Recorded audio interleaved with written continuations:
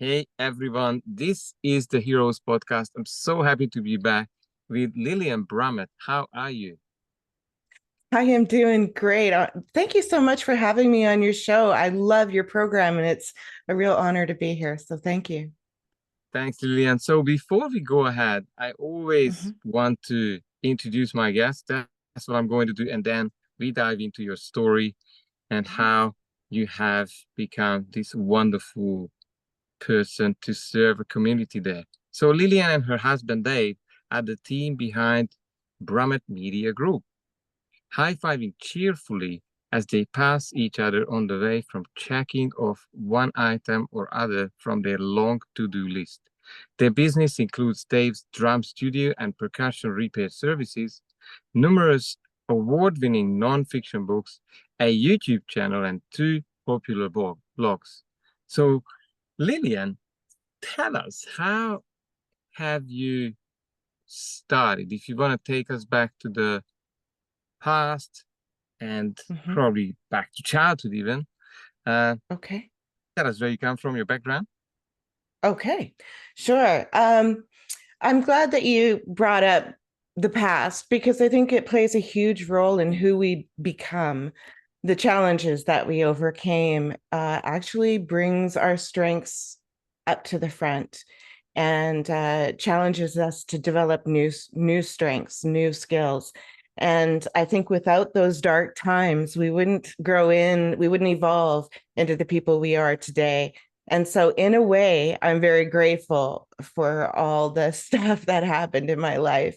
Um, on the other side of it, it can get kind of depressing. I do still struggle with depression. I do have an anxiety disorder as a result, but let's just delve right into it. So I grew up in a fairly broken home. My mom had her own issues, and she left her family home at the age of 18. She married a 42-year-old man who was working at the time for an off branch of NASA. He was my biological father. He ended up getting in, it was the 70s. They got into, the drug scene. He was a motorcyclist. He liked to drive fast. It was the times, they were young. With that said, he got into an accident and he ended up getting permanent brain damage. He was permanently disabled after that. And because of that, those types of injuries and the type of medication that he was given at the time, he became heavily addicted to the medication that they had put him on. And so he became a different person. So, according to my mom, which may or may not be true because my mom kind of told stories, he got very violent and she had to run from the situation and she took her children and ran. Other sides of the story say that she was very vindictive and she decided to hurt him the most that she could, which was taking her kids from him. So, who do you believe? But then she ended up marrying another fellow who she ended up getting divorced from because it was discovered that at night he was a very different fellow. He was visiting my room when he shouldn't have been. And, you can fill in the blanks there. And then the third husband she chose did the same thing. She uprooted us from the States, brought us to Canada, which I'm very grateful for. I love Canada. But the man that she took us to was an isolated farm, and we were very much at his um, control. And that was a really difficult situation until we escaped from that. And so that permanently affected our relationship. She dated a lot of men at that point, and I was getting angry and angry at the kind of men that she was bringing home and the relationship that was deteriorating between us because, I felt that she was supposed to be there to protect me. She wasn't. So I had a lot of anger. And of course, she being broken, me being broken, we ended up, she ended up deciding to put me on my own when I was 13 and a half. I had just come back from a babysitting job. I came to my house and there was a bag and a half, garbage bag of my belongings and a note saying I was on my own. And it was night. Luckily, it was summer. So, there was benches, but still, it was a real scary time for me. She ended up marrying one of those boyfriends, but she hid it from the rest of the family. I didn't find out until after her passing, after her suicide. But She married another man, which was her fifth. And those two ended up having a very good relationship for most of it, as much as my mom was manipulative and kind of a bullying person. They still ended up keeping that relationship together for a good long time. And I think it was her happiest at the ever. So I'm grateful for that for her. However, they're both chronically ill. And so they both decided to check out at their own on their own. And so we got that call. And at that point, I was dealing with her estate. So in between all of that, I had to deal with like living on my own, putting myself through school, starting a business, losing the business, getting in a car accident, falling in love with my husband. All of these things were happening behind the scenes in my own life, plus dealing with the whole family thing. So I think all of that led me into the person that I am today. Let me ask you this. I mean, probably I wouldn't be alive if I had been put through so much. But how could you navigate this type of mess, turmoil? What would I call this? Even harassment and like what kept you even sane? How did you do this? Well, as a child, you separate things. You know, this is good mom, good bad mom. This is good dad or stepdad or whatever. And the not so good one. So they're two different people. You think in your head, you separate them. You also disassociate yourself. So while the abuse is happening, you're not there. You're disassociating yourself. You're someone else. You're watching a movie of this happening to someone else. This isn't you. I told myself stories like this wasn't my family. I must have been adopted because, you know, a real family wouldn't do this. Um, I developed a really tough exterior, but was walking around like shattered glass, basically inside. And I put this exterior out to sort of really protect myself. And and I think that that really helped too. I told myself stories and lies. I was very angry most of the time, and my friend told me a few years ago that anger was actually my safe haven. It was my soft place to fall. It was my protector. And so I never saw it that way. I always saw it as a fault that here I am, you know, this steaming ball of mess anger. And yet it was the thing that pulled me through. You know, I'm not going to let you do this to me. You're not going to be reflected in my mirror every time I look in the mirror. I'm going to be a whole person one day, despite you, you know. And so those types of feelings came up in my youth, in my teenage years, that helped me, you know, survive, get off the street, get a job, you know, all of that. Initially, when I was first on my own, it was really hard to get a job. So I ended up doing like a legitimate job, like paying taxes and stuff, because I was underage and they would have wanted to put me in a foster home. And I was terrified of foster homes because of what you hear. So I ended up doing things like cleaning out chicken pens and working farms and fields and onion fields at like 5 o'clock in the morning. I was on the fields pulling onions and babysitting and house cleaning and, you know, pretty much anything I could do for cash under the table. And that's how I survived as a young teenager. This is unbelievable. If it wasn't happening in the US or in Canada, I would say, well, but in such a civilized countries, putting you through this uh, is absolutely impressive, and I want to celebrate you for Oh, thank you. for realizing that you've been able to disassociate because I think that's a weapon. Although, It was at the time, although sometimes I thought maybe I was losing it, you know.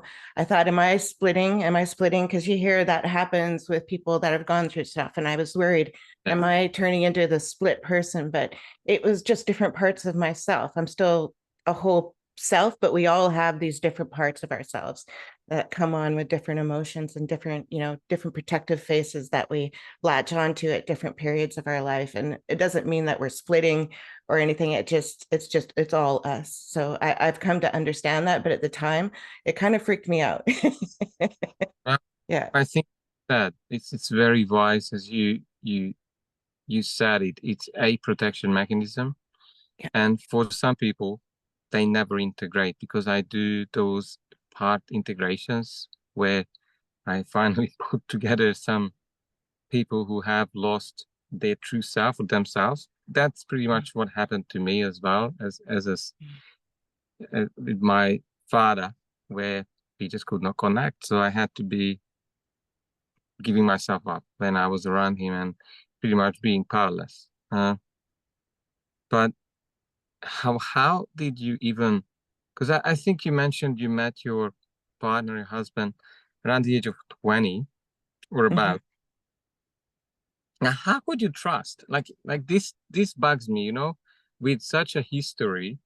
Um, did you have issues with trusting people or even rely on anyone else? Absolutely, and 100% and still do. Yes, I have issues with that. When I had met Dave, I was in the process of learning self. So I had been studying self-help books through the library, getting everyone that I could off the shelf. I was listening to programs. I was talking to people that I knew, not professionals, but people that I knew and trusted some of their experiences, had valuable advice that they could pass on. And so I would delve into that and really study that. I was trying to understand self. I didn't know myself. And so I also took these courses at the college, for deciding what career you want to go into. And they do these like personality tests. And I found that process really enlightening of learning about who I am. Do I like to work outside? Do I, enjoy this? Am I partial to that? Never even crossed my mind because all it was survival, getting back through the day. I didn't even think about what color I like or what do I like to wear or what do I like to eat or anything. That never crossed my mind. It was just fill the hole, get through the day, you're done.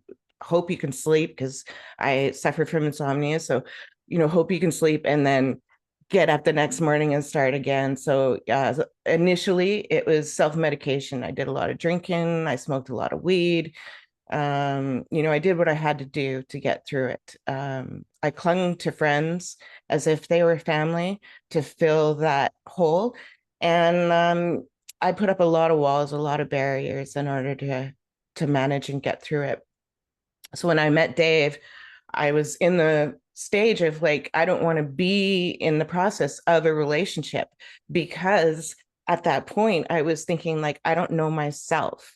How can I present myself to someone and trust that they're going to accept it? And secondly, how do I know that their feelings are real? Because how could they possibly have feelings for me when all I'm doing is putting up these acceptable faces, these masks, these behaviors that are okay. I've learned, okay, this is okay, and I'm going to do that then. And so, I had to find self. And so when he started, pursuing me in a very safe and wonderful way, but he was very persistent about it because when he saw me, he said he knew that's the girl. He just had that feeling. And he comes from like the white picket fence, leave it to Beaver type family, like with the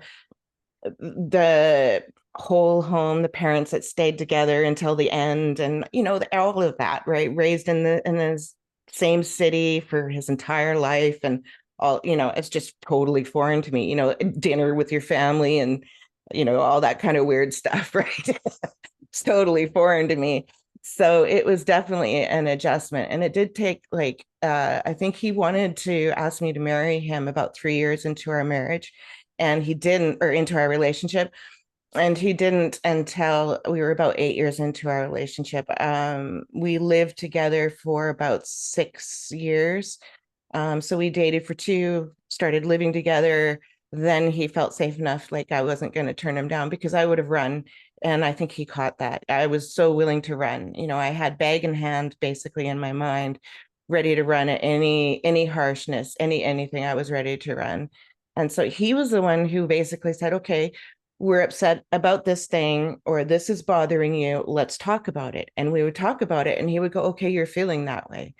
And most of the time, he didn't feel like he had to fix it or fix me or change something or give me advice or tell me what to do or any of that kind of stuff. It was just, oh, you feel that way. Okay.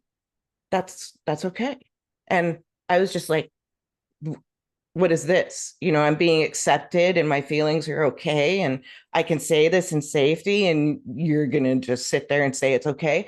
And so I got more and more okay about talking about things. And it was him that also gave me the confidence to delve into the world of writing, to release my poetry, to release my writing out there and to grow as a person in that regard too.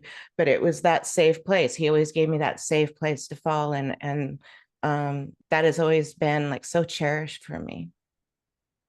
This is how powerful, yes. Almost like a God-sent angel who Yes. who is allowing you to be you, expressing Yeah. yourself in any way you came about, and you were allowed to be you, which was very rare before when things were just sliding and slipping all kinds of ways. Yes. Yeah. Yeah. For much of my teenage years, I didn't feel that I would live to the age of 30. I didn't want to live to the age to 30. I was heading a downward path, and there was so many catalysts along the way, small things. You don't even realize the impact that you can have on a person with the smallest gesture, a smile across the room that's giving that person a little bit more confidence and feel like, hey, you're with them. That means everything when someone is feeling really deep and dark. And the smallest things. I'll give you an example. So when I was still living with my mom, it was before this all started, being on my own. And her and I had had this another argument, and I think it was actually an argument with one of her boyfriends. Anyway, so I'm out in one of the alleys and I'm crying, bawling my eyes out because that's where I went. It was a safe place for me to go, as a dark alley, and cry. Stupid nowadays, right? But back then, that was what I did. And so this gentleman walks by and he saw me crying in the alley and he stopped and he said, "Is there anything I can do?" And I was like, "No, no." And I was like trying to stop crying and go away kind of thing, but really nice and touched that he did that. But he was so reluctant to leave and he didn't know what to do. His physicality showed all of that, his body communications. And then he finally left and you could tell that he was very reluctant to leave. That has stayed with me my entire life, that someone cared, that stopped, who said, "Can I?" and showed genuine, not just, doing it because someone's watching or whatever. He was really cared. And that was so foreign to me and so cherished to me. Another thing, I had a conversation with a neighbor of mine just over coffee, something so simple like that. And she told me this scenario, and I hope that your listeners cherish this scenario because it means a lot. So the person who did you harm put this fish hook into you and it's still sitting there and there's a string attached to it and it's tugging and it's hurting and it's reopening that wound, and the wound is sitting there just festering and getting ugly mess. And now that I'm old enough and conscious enough, I have the ability to take that fish hook out. I have the ability to put the medication on that wound and to patch it up and to let it heal. And yes, I'm always going to have that scar. And yes, I'm always going to see that scar. And sometimes it's going to wake up and ache sometimes, but I can heal that and I can take that hook out and I don't have to continue to have that, oozing wound, right? I can heal from that. And when she said that in that analogy, it just clicked for me. And I was on go after that. So you never know what statement or gesture that you have that can really help people that are in those dark times. Well, what came to me is a metaphor on top of this, which is, Mm. when wounds heal, I believe then that part of the body is the skin becomes stronger than anywhere else uh, because I did have a few injuries as well, and then it almost has this extra layer of shield that the body then sort of makes up and compensates for what happened. Would you agree? Absolutely. Yes, I agree. Yeah. So well done.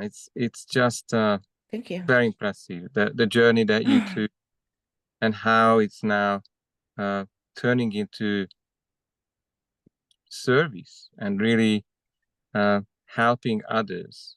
How did you even come up with? I know you said writing, which obviously is influencing and helping and inspiring people, right? Mhm. What else did you come up with as to be a light tower for others? Yes, do I get this right? Yeah, to be a lighthouse, yeah, to put some light into the darkness of the world and to show people that the world isn't as dark as it appears to be. I think that's really what we try to do by shining a light on the positive things. And so that's what we focus on in our life, in our personal lifestyle, the media I listen to, the things I read, everything is in that same frame of mind, and our business too. So the catalyst for that came from after I lost my first business. I started my first business in my early 20s, and I was running it for about 6 or 7 years, serving like the upper class along the lakes and stuff like that, helping them keep their house maintained and things like that. So I got into a car accident. It wasn't my fault, but I was involved in a three-car accident. Someone was turning in front of me. I had stopped. Fellow wasn't watching, and he ran into the two of us. So it put me into these injuries that put me in physiotherapy full time. Well, 4 to 5 hours a day and different types of injuries, 5 days a week for almost a year, and then it slowed down to a few days a week after that until the coverage from ICBC ran out, the car insurance people.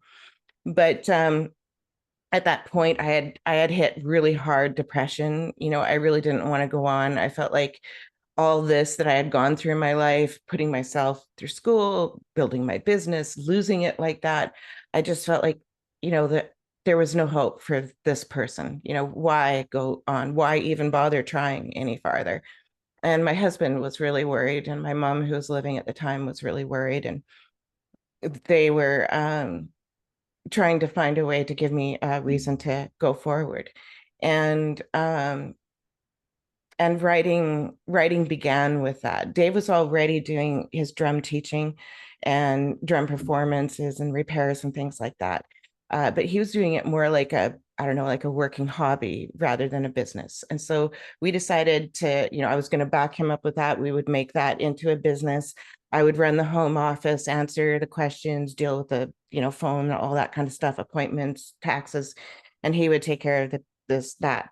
And then we took a writing course, and that developed into that. So slowly we developed different services, found our little niches, and worked into that. 25 years later, we're still working the same business, and it has evolved to where it is now.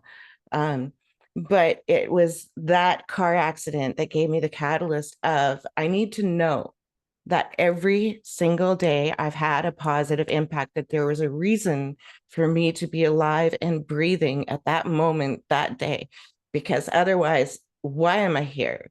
And it just was such a powerful thing, and it still remains a powerful thing to me. If I haven't had a positive impact that day, it starts pulling me into depression. I slide into depression so easily, and I have to work at that. And it's like a huge passion, but it's almost like a lifeline to me. It gives me reason to get up tomorrow.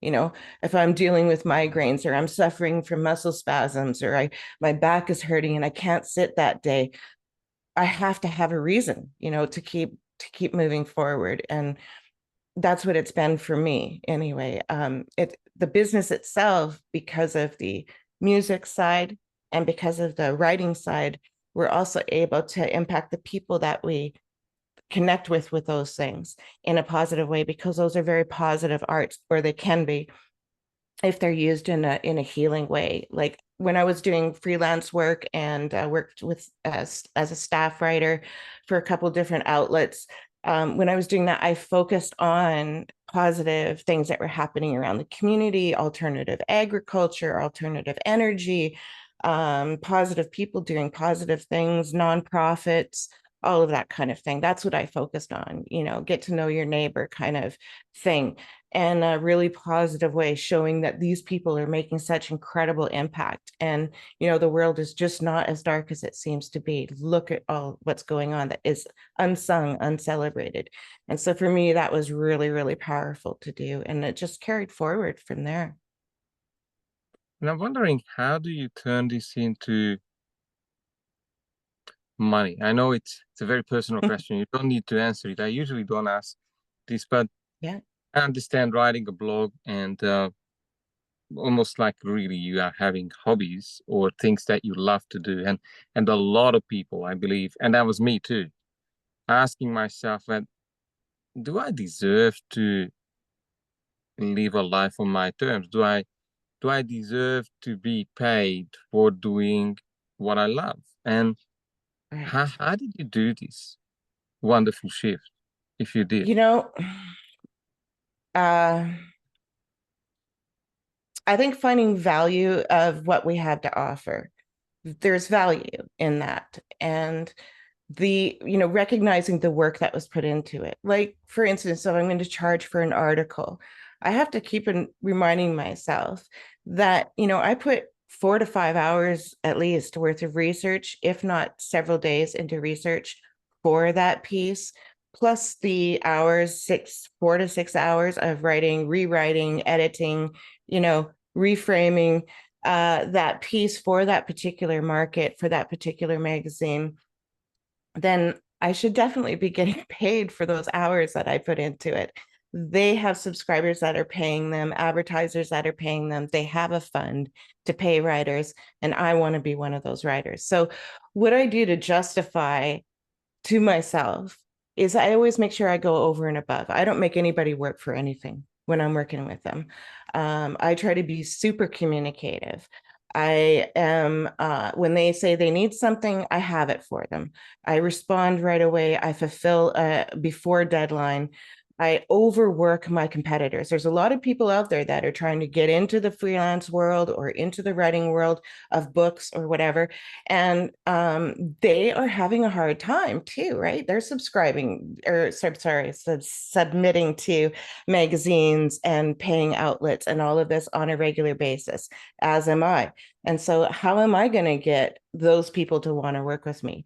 So I do it by creating really good relationships, really strong relationships. I nurture and feed those relationships so that they become networking contacts and we're both benefiting from each other. I make sure that that happens.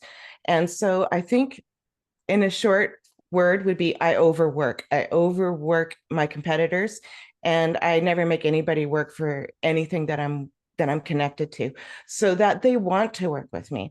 I also make sure that when the project is done, I've done my level best to make sure that everybody I know that might be interested in that particular topic knows that that has been released, whether it's a paid magazine or a podcast or blog interview or article, it doesn't matter, a poem that got posted online somewhere. I'm going to tell everyone everywhere that is going to be interested in that. Of course, I'm careful. I don't tell, people that aren't interested in it. So I choose my audiences for each piece. But I think doing that and then letting the people know that I'm working with that I did that, tagging them or at least saying, hey, I mentioned the interview on these different outlets. I did these things. They are happy that I've done my level best to help promote them as well. So that next time I come up to them with a cold submission, meaning they haven't sent out something, I need an article about, this is something I think that is going to suit their audience. And so I approach them with it already written. I haven't talked to him about it yet. And I submit this to him. That's a cold submission. So they look at that and they're going to go, Lillian Brummet. Yeah, I remember working with her. She was awesome. And so they're going to give that submission a second look, even though they have 500 other submissions on their desk, right? So that's how you do it. You develop these relationships, you overwork, and you keep those relationships and you be consistent. You have your policies, your personal policies. This is how I'm going to be. This is how I'm going to operate. And you make sure you just do that every day. Yeah. This is so powerful, and I love hearing you because, well, probably I'm doing something similar. And Right. I do work on Saturdays and Sundays, and when I Yes, me too. feel the need to work because and I want probably your experience as well, because I think when someone is unlocking, I call life purpose, then work and leisure or free time, some people call it, or weekend or weekday, is totally merged. Is that the experience that you have? Yes, and that can be a very negative thing. Okay, so my passion for making a difference bleeds into my personal life to the point where it's almost it's something I can't let go. And so I have to like, okay, today I don't have to do anything. This hour, this afternoon, I can take this moment to just enjoy and watch the birds and breathe and be on the deck and not have to talk about work or business or think about the next project or do something of value, whether it's composting or gardening or whatever, I always feel like I have to do something. And so for me, it's very, very hard to just stop and relax. I guess I've just been in entrepreneur mode and then before that survival mode. So my brain's never really gotten that whole relaxation thing, it just never really did well. So what Dave and I have done in order to balance our life is we will take afternoons and even sometimes full days where neither of us will even turn on the computer, right? We do our level best to take the phone and set it aside and not check the emails or the messages and what have you, and just be together or apart, doesn't matter, but just be and relax. If we're together, then I will often be reminded that this is our day off. So maybe just write that thought down. And when we're back in the office tomorrow, we can talk about that because that's a good idea, but let's talk about it tomorrow. And I love that approach because it's not like, oh, darn you for talking about business, snappiness or something. It's more like, hey, I understand that you have this on your mind, write it down. We'll talk about it another time. So I've actually turned that into a habit. I write down all these thoughts and things, and I keep these lists going. I guess they would be lists, these pages of thoughts. And then I go through them when I have those free moments in the office, and I can go, oh yes, I wanted to ask him about this, or oh yes, I was going to look this up for Dave or whatever. Instead of on those days when it comes up in our head, because our head is relaxed and it's like, oh, these ideas start coming up. And I want to follow up on them, but now's not the time, not this moment. And so I've learned how to take some of that time and just, shh, and be. Another thing I do for myself is I set the alarm about, I don't know, 10, 15 minutes early. And I go out on the deck and I just have my coffee or in the living room and just sit by the window. And I look at the yard and I watch the birds and I just breathe and relax and have that time before the whole household starts awaking and the dogs need fed and the computer starts binging and machines are running and everything else, before all that happens. And it gives me this moment just for me. And those quiet moments have become really precious to me. So powerful. I really love how you have built, because this is a life on your terms. And Yes.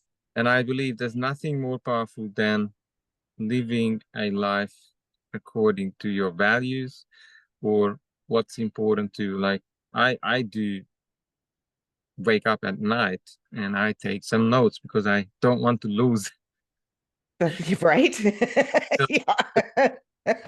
My mind is pretty much probably 24/7, but how Right.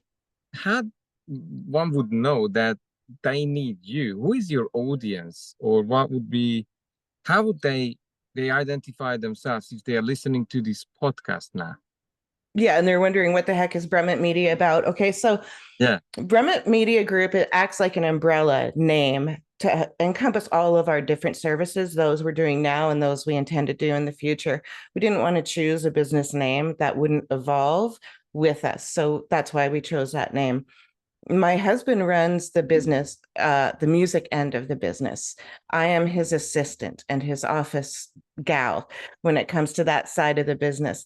So for him, he teaches drums, percussion. He repairs drums and percussion instruments for schools, for colleges, for individuals as well. Sometimes he does group workshops, but typically it's one-on-one lessons, mostly with adults, very few children. And he enjoys that genre of students because the adults are more committed to learning. It's less like babysitting and keeping someone entertained, and it's more like perfecting their project, their personal goal. And so he really likes delving into that. It's a little bit more advanced drummers too.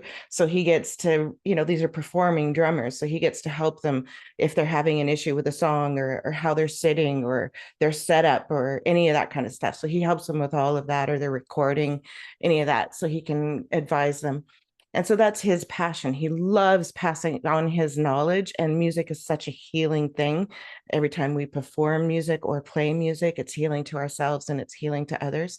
And so it's a hugely powerful thing that he likes to pass on that way. He also does he builds instruments and things like that too. So we'll be doing a e-store in the near future to house that. On the other side of it, we have the writing side of things. So the writing side of things is our the books that we have on Amazon right now. There are 7. We have 3 more coming out in the publication schedule in the near future. And we have 2 after that are in sort of the planning stages and very rough information gathering stages at this point.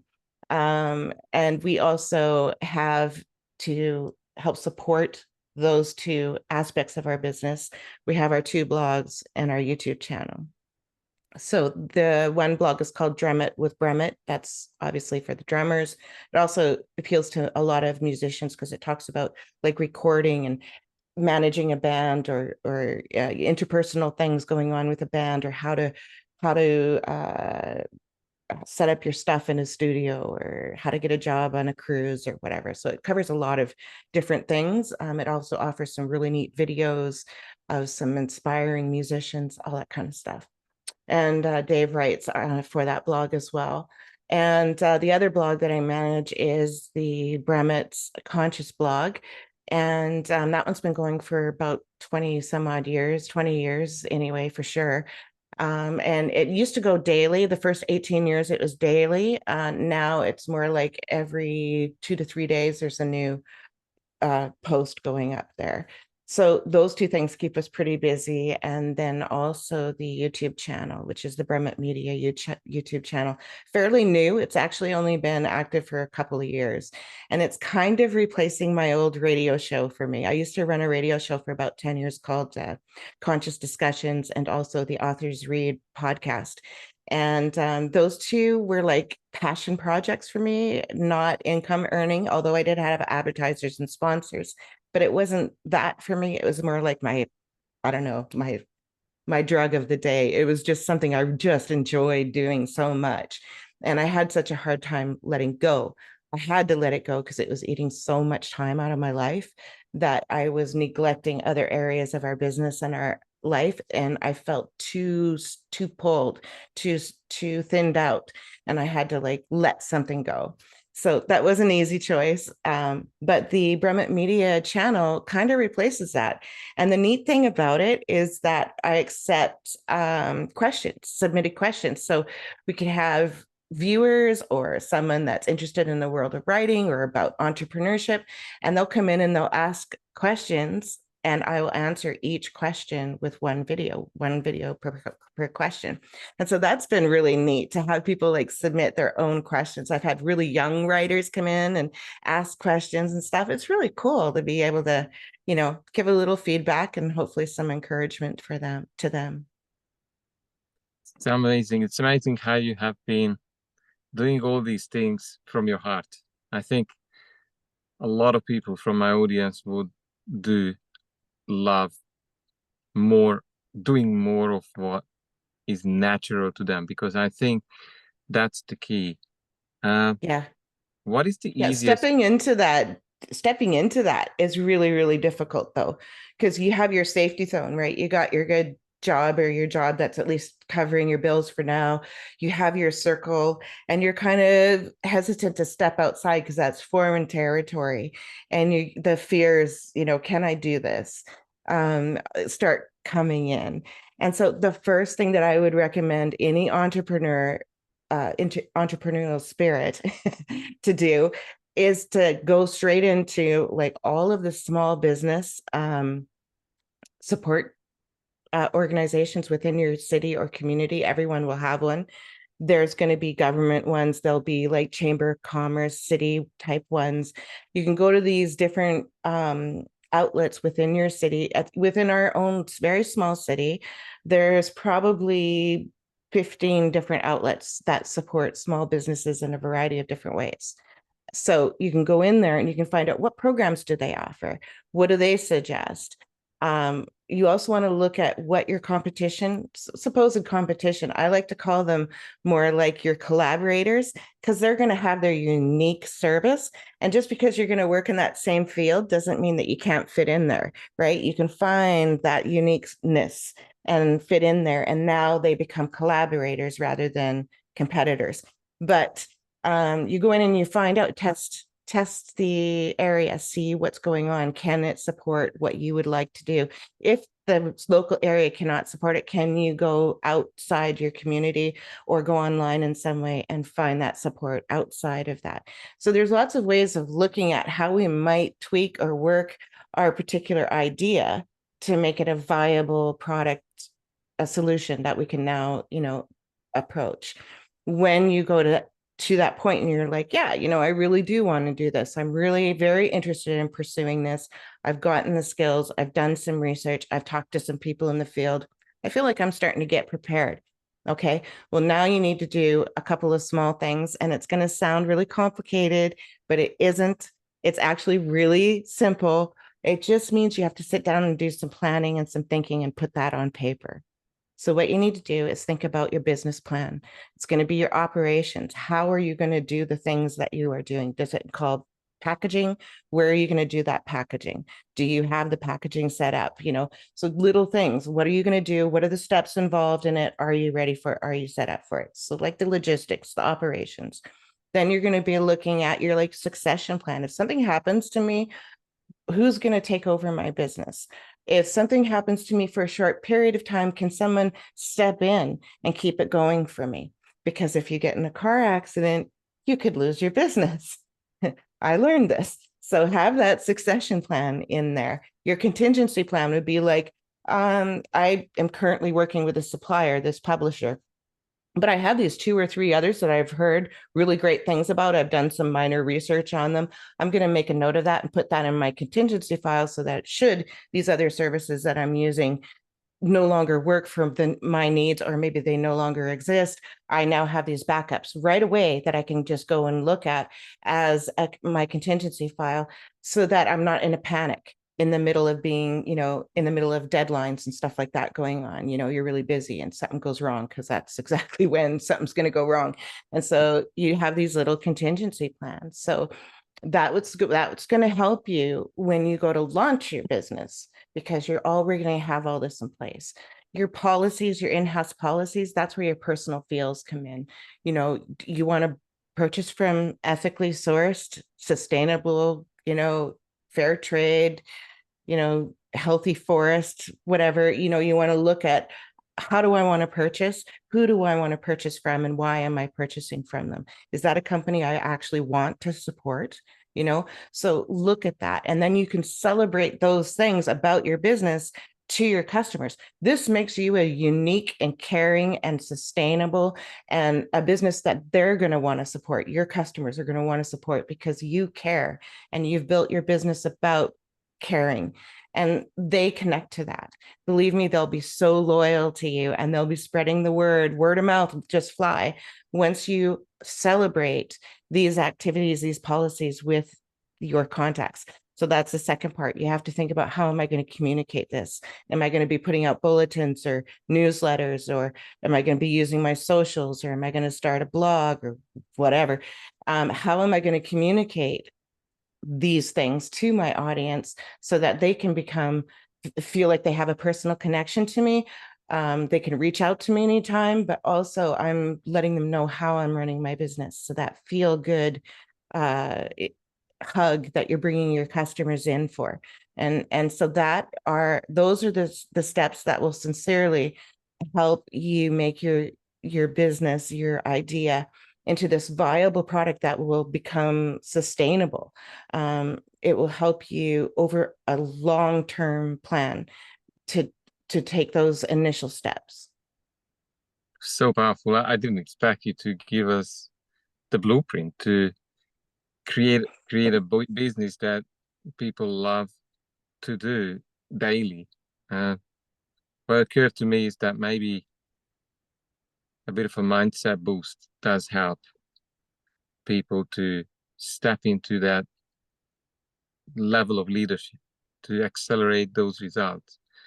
Tell me, what have I not maybe asked you today? What did you want to tell us that I have not asked? So then you can share it before we will finish this interview.